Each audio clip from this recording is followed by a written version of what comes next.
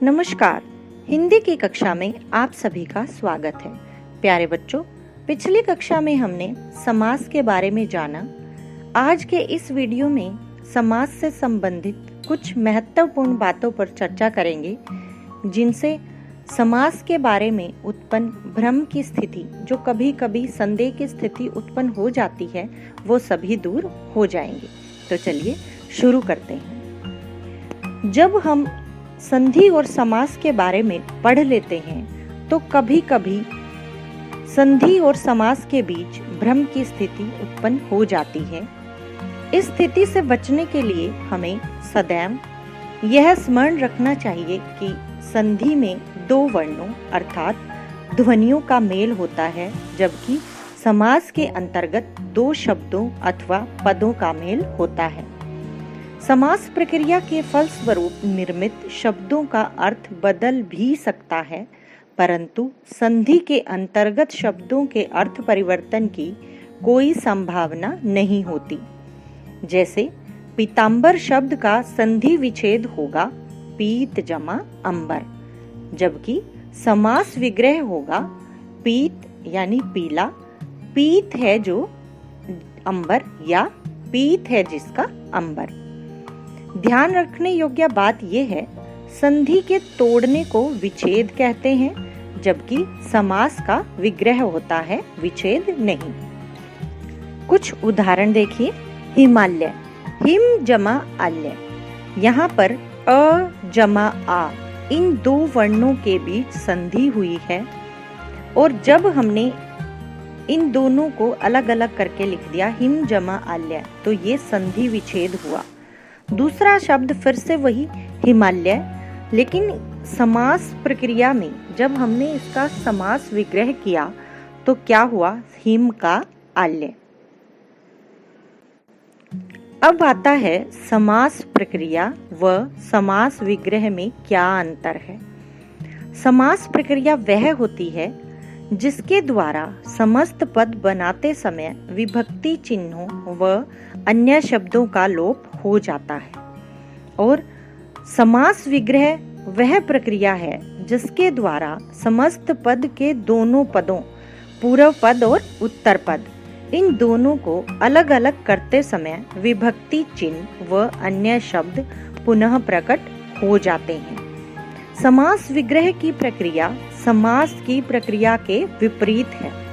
समास विग्रह प्रक्रिया के अंतर्गत समस्त पदों के सभी पदों को अलग अलग करने पर दोनों पदों को जोड़ने वाले अंशों को, जिनका लोप कर दिया गया था, पुनः जोड़ दिया जाता है। अब हम बात करेंगे उपमेय और उपमान की। कई बार इन दोनों शब्दों को लेकर भी थोड़ा भ्रम होता है, अर्थात इन्हें समझने में थोड़ी मुश्किल होती है। एक उदाहरण के माध्यम से इसे समझने का प्रयास कीजिए। गंगा का जल अमृत के समान है। इस वाक्य में गंगा जल की उपमा अमृत से दी गई है। यहाँ पर जल उपमेय और अमृत उपमान है, अर्थात जिस वस्तु या व्यक्ति का वर्णन किया गया हो उसे उपमेय कहा जाता है, और जिस वस्तु या व्यक्ति से उपमा या तुलना की जाती है उसे उपमान कहा जाता है। कर्मधारय समास के अंतर्गत समस्त पद में विशेषण विशेष्य, उपमेय उपमान अथवा उपमान उपमेय का संबंध होता है। अब आगे हम सामासिक शब्दों में अंतर की बात करेंगे। कभी कभी सामासिक शब्दों को लेकर भी भ्रम उत्पन्न हो जाता है कि ये पद कौन से समास के अंतर्गत आएगा। अब समास विग्रह का ढंग बदल देने से समास में अंतर आ जाता है। समास अनेक प्रकार के होते हैं। समास के अधिकांश भेद इस आधार पर किए जाते हैं कि उनका विग्रह किस प्रकार किया गया है। एक ही समस्त पद का विग्रह अलग अलग तरह से किया जा सकता है, और उसी के आधार पर उसका भेद निश्चित किया जा सकता है। अतः किसी समस्त पद में समास का कौन सा भेद है, यह जानने के लिए उसके विग्रह पर ध्यान देना जरूरी है। सबसे पहले हम कर्मधारय समास और बहुव्रीहि समास में अंतर जानेंगे। कर्मधारय समास क्या है? कर्मधारय समास में, जैसा कि हमने पिछले वीडियो में भी देखा और पढ़ा, अब कर्मधारय समास में पूर्व पद तथा उत्तर पद के मध्य विशेषण विशेष्य का संबंध होता है। अतः पूर्व पद गौण व उत्तर पद प्रधान होता है। इसके अतिरिक्त कर्मधारय समास का एक पद उपमेय तथा दूसरा पद उपमान होता है, जबकि दूसरी ओर बहुव्रीहि समास में दोनों पद गौण होते हैं तथा तीसरा अन्य पद, जिसकी ओर दोनों पद संकेत करते हैं, प्रधान होता है। कभी कभी एक समस्त पद दोनों समास के उदाहरण के रूप में भी प्रयोग किया जा सकता है। उदाहरण देखिए, पहला समस्त पद है नीलकंठ। अब इसका विग्रह है नीला है जो कंठ। अगर हम ये विग्रह करते हैं तो ये हमारा कर्मधारय समास के अंतर्गत आएगा।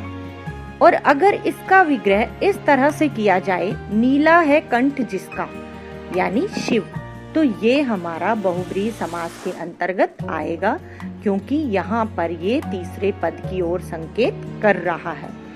और कर्मधारय समास में नीला है जो कंठ, इसमें हमारा उत्तर पद प्रधान है, यानी कंठ की बात की जा रही है जो नीला है। इसी तरह दूसरा देखिए, पीतांबर। पीत यानी पीला, पीला है जो अंबर, ये कर्मधारय समास के अंतर्गत आएगा। और अगर हम इसे दूसरी तरह से बनाते हैं, पीत यानी पीला है जो, पीला है अंबर जिसका, श्री कृष्ण, तो इसमें तीसरा पद प्रधान होने के कारण ये बहुव्रीहि समास के अंतर्गत आएगा। इसी तरह और भी बहुत सारे उदाहरण हैं जो हमें कर्मधारय और बहुव्रीहि समास दोनों के अंतर्गत आते हैं, परंतु उनके विग्रह के आधार पर ही हम उन दोनों में अंतर कर सकते हैं। दूसरे हमारे शब्द द्विगु समास और बहुव्रीहि समास के अंतर्गत भी कुछ शब्द ऐसे आते हैं जिनमें संशय की स्थिति उत्पन्न हो जाती है, तो इन दोनों में अंतर भी उनके विग्रह के आधार पर ही किया जा सकता है। तो सबसे पहले देखिए द्विगु समास। द्विगु समास क्या है?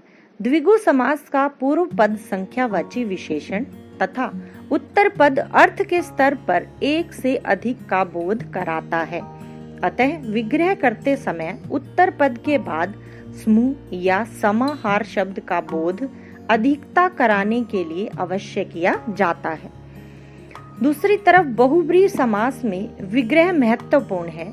इस समास के दोनों पद गौण होते हैं, जैसा अभी हमने पहले भी पढ़ा, और परस्पर मिलकर किसी तीसरे पद की ओर संकेत करते हैं, अर्थात इसमें तीसरा पद प्रधान होता है। कुछ उदाहरण देखिए, दशानन, 10 आननों का समूह। अगर हम विग्रह में इस प्रकार से शब्दों को लिखेंगे तो ये हमारा द्विगु समास होगा। लेकिन अगर हम इसे इस तरह से करते हैं, 10 है आनन जिसके, यानी रावण, तो ये हमारा बहुव्रीहि समास होगा। तिरंगा। तिरंगा शब्द को लेकर हमें हमेशा संदेह होता है कि तिरंगा बहुव्रीहि समास है या फिर द्विगु समास है। तो इसका भी विग्रह इसी तरह से होगा, 3 रंगों का समाहार। अगर विग्रह ये है तो तिरंगा शब्द द्विगु समास के अंतर्गत आता है। और जब विग्रह इस तरह से किया जाता है, 3 रंग हैं जिसके, या फिर 3 राष्ट्रीय ध्वज, तो ये बहुव्रीहि समास के अंतर्गत आएगा।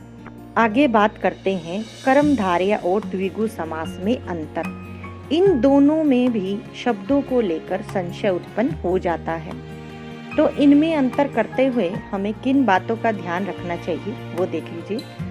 कर्मधारय और द्विगु दोनों में पूर्व पद विशेषण होता है और उत्तर पद यानी बाद वाला पद विशेष्य पर दोनों में अंतर होता है।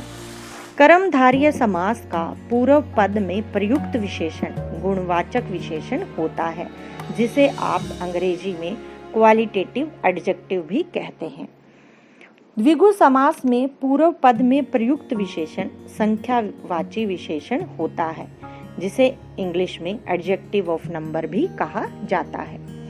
समास में उपमेय उपमान की स्थिति भी हो सकती है, परंतु द्विगु समास में ऐसा नहीं होता।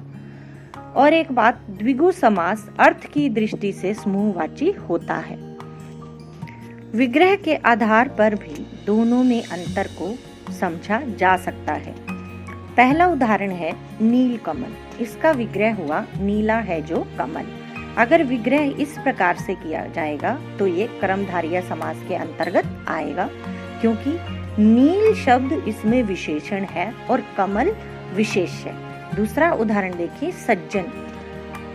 सत है जो जन, सत का अर्थ होता है अच्छा। सत शब्द इसमें विशेषण हुआ और जन शब्द इसमें विशेष्य हुआ। इसी तरह द्विगु समास के अंतर्गत देखिए, पंचवटी, 5 वटों का समूह। अब जो 5 शब्द है ये संख्यावाची है, यानी इसमें संख्या का बोध हो रहा है। ये भी यहाँ पर विशेषण है, लेकिन ये संख्या का बोध भी करा रहा है। और अर्थ की दृष्टि में जो समूह शब्द लिखा है विग्रह करते हुए, वो हमें इसे द्विगु समास की श्रेणी में डालने के लिए प्रेरित करता है। आज के लिए बस इतना ही। धन्यवाद।